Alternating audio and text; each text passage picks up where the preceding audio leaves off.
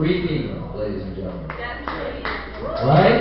He's great. Would you be great if he hosts the last half of the show? Reed, you want to host the last half of the show? No, I'm fucking with you. Alright guys, so the other day I'm sitting at home, it's like 1 in the morning, I'm just looking on the internet, you can use your imagination to figure out what I was doing. And I got a knock at the door, so I quick got up, put my dick away, and I went to answer it. And there was this dude about yay tall standing there looking at me. I live in Briar Creek, just to give you an idea, and this dude was strung out on something. And he's looking at me, he's going, hey man, I live right down the hall, and I locked the keys out of the apartment. I left them with my girl. I got a cab coming, can you give me some money for a cab ride? And I was like, I got 37 cents on a debit card, dude. If the cabbie will take that, it's yours.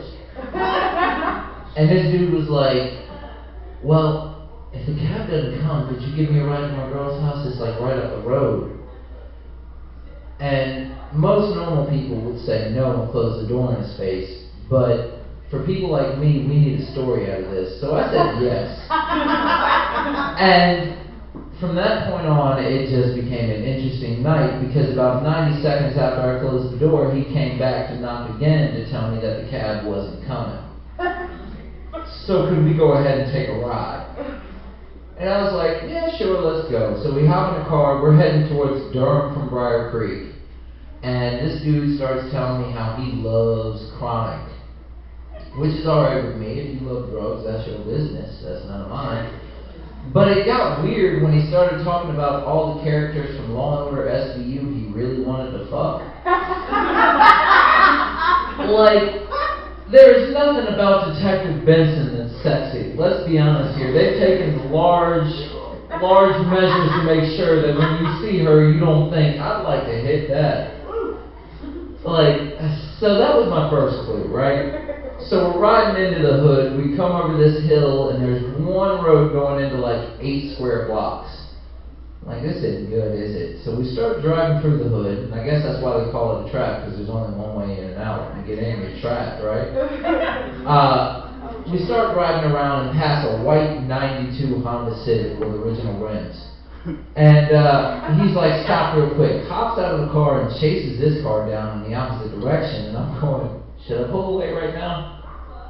Now let's see what happens. So he comes back to the car, hops in, and I was like, hey man, you get your keys? And he goes, huh? My what? Oh, yeah, no, I got my keys, man. I also got some Chronic. You want to smoke some Chronic with me? I was like, no, dog, I think I'm alright. Let's just get you where you need to go. And he's like, well, does it bug you that I smoke Chronic? And I was like, I mean, what I heard was, do you care what I do with my free time? Which is, no, not at all. I don't give a shit. You're a grown-ass man, do what you want. What he was asking was, do you mind if I happen to smoke this crack rock in your car right now at 3 in the morning? I didn't realize that until he pulled the stem out and loaded it up to go, alright, I'm going to hit this Chronic real quick. He's never called it crack. So I'm thinking it's weed because I've seen weed smoked out of much stranger things. Until he hits it and it starts crackling and smelling like burnt plastic. And I was like, either somebody sold you a bag of seeds and you're dumb as shit, or that ain't weed, dude. What the hell is going on right now? My hand goes from like relaxed driving to 10 and 2. And this dude's looking at me going, what happened? Did you see a cop or something, man? You're sketching me out. I'm sketching you out? It's 2:30 in the morning, you smoking crack in my car telling me it's weed, and I'm sketching you out. My bad, man. Let me make you comfortable. So he goes, alright man, just pull in right here, real quick. This is where my girl lives. You can drop me off here. I got some gas money for you though. So he hops out, reaches in his pocket, and gives me $1.37 in mixed change. Like pennies, nickels, and dimes. What do you say to that? Just, alright man, have a good night. You just held out of my car. He looks at me as he's leaving and he goes, alright man, I'll come by next week, we'll hang out, alright? Alright, like Reed told you, my name is Stephen Hamlett. We're going to be hosting the second half of the show here. We're going to bring the first comic up. You guys ready? Alright. I'm going to let y'all know I'm cheating tonight because I keep losing this thing. so I'm gonna leave it right up here. Daryl Willie.